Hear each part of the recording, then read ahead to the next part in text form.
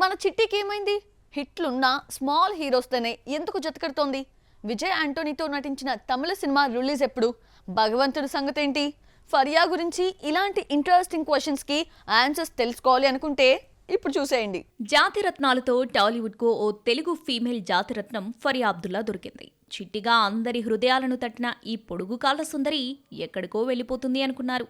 కానీ లక్ తోకతొక్కలేదు. Next 2 projects most eligible bachelor, బంగారు రాజులో జస్ట్ క్యామియో అపియరెన్స్తో సరిపెట్టేసింది. లైక్, షేర్ అండ్ సబ్స్క్రైబ్ చేస్తే లైక్ కొట్టలేదు జనాలు. రావణాసుర, ఆ ఒక్కటి అడక్కు చిత్రాలు కూడా నిరాశపరిచాయి. ప్రభాస్ కల్కి 2898 ఏడీలో మెరుపు తీగలా ఇలా వచ్చి అలా వెళ్ళిపోయింది. హిట్ అయితే వచ్చింది కానీ క్రెడిట్ డార్లింగ్ ఖాతాలో పడింది. అందం, అంతకు మించిన యాక్టింగ్ స్కిల్ ఉన్న ఫరియా అబ్దుల్లా రీసెంట్ గా మత్తు వదలరా 2తో హిట్ అందుకుంది. కానీ ఏం లాభం? బడా హీరోలతో జతకట్టే ఛాన్సులు రావట్లేదు.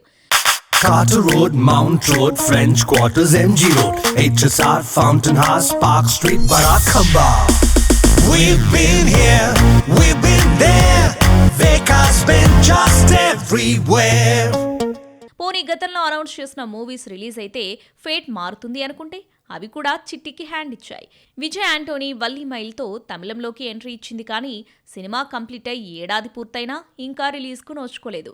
యంగ్ హీరో తిరువీరుతో చేసిన భగవంతుడు ఎక్కడ వరకు వచ్చిందో అప్డేట్ లేదు. ఇప్పుడు మరోసారి యంగ్ హీరోతో స్క్రీన్ షేర్ చేసుకోబోతుంది ఈ సోయగం.